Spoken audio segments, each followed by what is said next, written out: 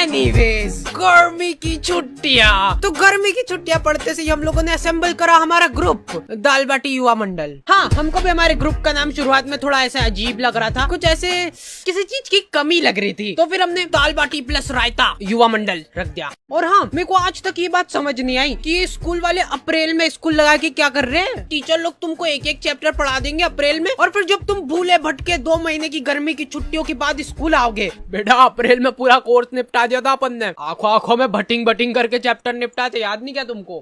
कब? ये जो गर्मी की छुट्टियों के मजे रहते हैं ना, ये सिर्फ शुरुआत के 5 दिन रहते हैं। उसके बाद तुमको सूझनी पड़ेगी कि करे तो करे क्या। मैं सो के थक जाता था, फिर सो के उठने के बाद मेरे को रेस्ट करना पड़ता था। तो इतनी आलस फैलाने के बाद हम लोगों को ख्याल आया दाल बाटी प्लस रायता युवा मंडल का। अब बात हमारी नहीं रही है, दाल बाटी प्लस रायता युवा मंडल मल्टीप्लाई बाय चूरमा भी कर दे क्या? तो तुम्हारे स्कूल के एग्जाम्स जैसे ही खत्म होते हैं ना, तुम्हारे घर वालों का एक ही मोटिव होता है कि इसके सीनियर से पुरानी किताबें लेके इसके मुंह पे मारो। खुश कैसे है हमारा बच्चा। और हाँ, उन किताबों में कवर नहीं होता था, सीधे पेज से ही स्टार्ट होती थी वो किताबें। और किताबों की ऐसी हालत देख के मेरे को कभी कभी लगता था कि हमारे सीनियर लोग सड़क पे बैठ के रगड़ते थे क्या किताबें। और अनवांटेड चैप्टर पहले से ही फटे हुए रहते थे। स्कूल में मैम वाला चैप्टर पढ़ा रही, तुमको चैप्टर ही नहीं मिल रहा है। मैम, वो हमारी बुक में पेज नंबर 90 से 180 तक है ही नहीं। हमारी कॉलोनी में एक बार एक कुत्ते का पिल्ला नाली में गिर गया था। क्या मालूम क्या रो रहा था उसके नाम को। जिन लोगों को नहीं पता है, हमारी कॉलोनी में बहुत ही दयालु लोग रहते थे। ऐसे पूरी कॉलोनी वाले इकट्ठे हो गए नाली के आसपास। वो कुत्ता चिल्लाया जा रहा है और ये लोग हिम्मत नहीं आना, हिम्मत नहीं आना, नहीं मर रहा होगा तो मर जाएगा वो कुत्ता ये सुन के। और कुछ बहुत ही ज्यादा मंद बुद्धि लोग, अरे ये बड़ा वाला बटापन ऐसे अंदर फेंकते नाली के अंदर तो इससे से प्रेशर दबाव बनेगा और वो पिल्ला ऐसे उचक के बाहर आ जाएगा, है कि नहीं? घर जाओ, आप हो गया आपका। लड़कियां, ओह वाह कितना क्यूट है, मर जाएगा वो। फिर मैंने सोचा कि ये दुनिया बहुत ही मतलबी है, इसलिए मेरे को भी अब मतलबी बनना पड़ेगा। क्योंकि वहाँ पे लड़कियां भी थी, तो मेरे को ऐसा लगा कि अरे मैं ऐसे किसी की जान बचा के एकदम हीरो की क्या बात है, ऐसा कुछ हो जाएगा। अरे आजा आजा आजा आजा। और मैं पूरा ऐसे डायलॉग वगैरह लिख के ले गया था कि पिल्ले को निकाल के ये बोलूंगा, अगर मैं नाली में हाथ डालने से किसी बेजुबान की जान बच रही है तो मैं डालने के लिए तैयार हूँ हाथ नाली में।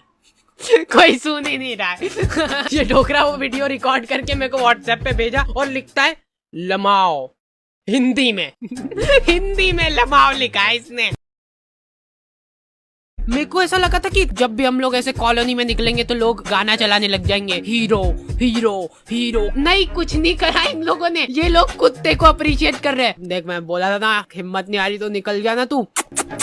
देखो यार, कॉलोनी वालों ने मेरे को शाबाशी वगैरह नहीं दी, वो सब ठीक है, लेकिन इनको क्या मालूम क्यों ऐसा लगने लग गया कि मेरे को नाली में हाथ डालने में मजा आते हैं। मेरे पास नाली साफ करने के लिए ऑफर आने लग गए, लेकिन मैंने सारे ऑफर्स को ठुकरा दिया। फिर हम लोगों ने रोज शाम को क्रिकेट खेलना चालू करा, साइकिल का स्टंप लगा के। लेकिन हम लोग जैसे ही खेलना चालू करते थे ना, ये डोकरा 1 किलो तंबाकू की थैली लेके आता था और इसके घर का गेट खोल के वहीं पे सामने फंसर के बैठ जाता था। और इस डोकरे के आसपास भी बॉल चल जाती थी ना, तो ये हमारी बॉल लेके घर में भग जाता था। अब इस डोकरे के पास ऐसे बॉल तन-तनाते हुए जा रही है और ये डोकरा आजा आजा, गले मिलना है क्या तुमको बॉल से? ये क्या है? नहीं, क्या पोज है? वो प्लास्टिक की बॉल ऐसे चट करके चीटी ना। हमको तो बहुत मजा आ गए थे, वर्थ इट था हमारा खेलना। अरे यार, इनकी तो सांस चल रही है, ये हमारे नहीं क्या? मारे जा रहे डोकरे।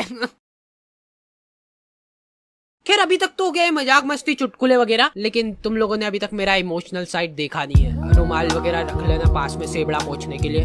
तो एक बार की बात है, एक छोटे से गांव में एक छोटा सा डोकरा रहता था, मतलब हाइट छोटी थी उसकी। उस डोकरे को चूसने का बहुत शौक था, आम चूसने का बहुत शौक था। वो बहुत ही गरीब था, उसके पास आम खरीदने तक के पैसे नहीं थे, इसलिए जो लोग आम खाते थे उनके पास जाके बैठ जाता था और उनको नजर लगाता था।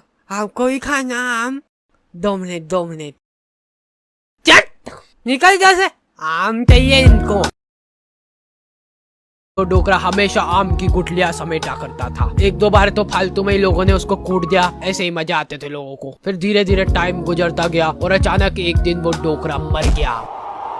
गाँव वालों को उसके मरने पे बहुत खुशी हुई। उन्होंने शादी पार्टी का माहौल बना दिया था, एकदम भोभा कर दिया था बिल्कुल। फिर कुछ सालों बाद उनके गांव में ढेर सारे आम के पेड़ उग गए। तब जाके गांव वालों को समझ आया कि वो डोकरा गुठलियों का क्या करता था। सारे गांव वाले भौचक्के रह गए। फिर सभी गांव वालों को अपनी गलती का एहसास हुआ और उन्होंने काटो ये सारे पेड़, फालतू उगा के चल गया यहाँ पे, मरते मरते भी ढंग का काम करके नहीं गया।